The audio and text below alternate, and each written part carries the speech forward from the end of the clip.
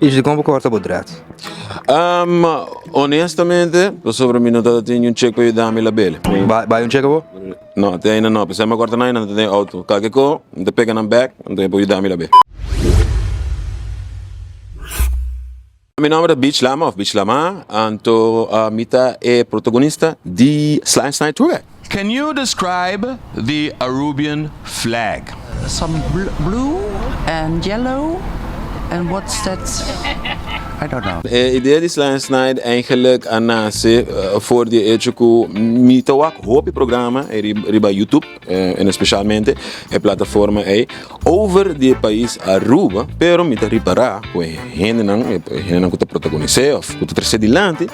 Maioria de nós é rubiano e o que nós trazemos dilante está tiki é leuk, é superficial, é tiki superficial, yeah. E não está bem muito dentro lo que nós chama essência de ta arubiano ou essência de país Aruba.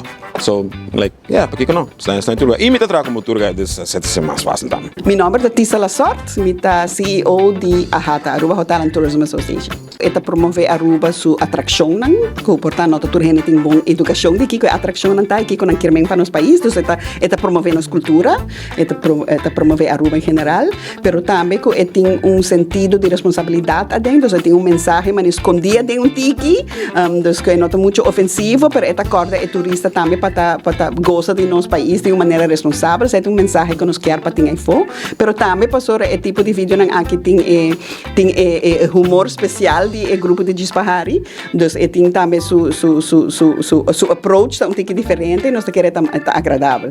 The description of the flag is as follows. Although Aruba is part of the Dutch kingdom, the red star outlined with white in the top corner has nothing to do with Heineken. Lo que é importante é que nós queremos balance entre nossa natureza e nossa cultura e nossa economia. Que lo que é importante também entre o culturismo tá exitoso, nós queremos seguro que nós não perde nossa natureza na Aruba, que é importante para nós turista, para nós turistas só, não? Então é local também, porque nós temos que oferecer certa atividade, nós temos que ir certo caminho, então nós temos tour guide de Beach Lama, que tem experiência como tour guide, que sim, e agora sim nós turistas não compram assim, por gosta de nossa isla, por sim de nossa isla, para assim tocar de uma maneira responsável. Vou esperar diferentes coisas. Nós temos show variado, nós temos interview, nós temos paisagem, é tiki cômico, também tem tiki, não sei como é que há, quips aqui há, pero o cor de programa da conscientização, de valor de nossa cultura e nosso meio ambiente também. E esta conta para zoel turista e local. Informação, educação e tour classe de Move Show.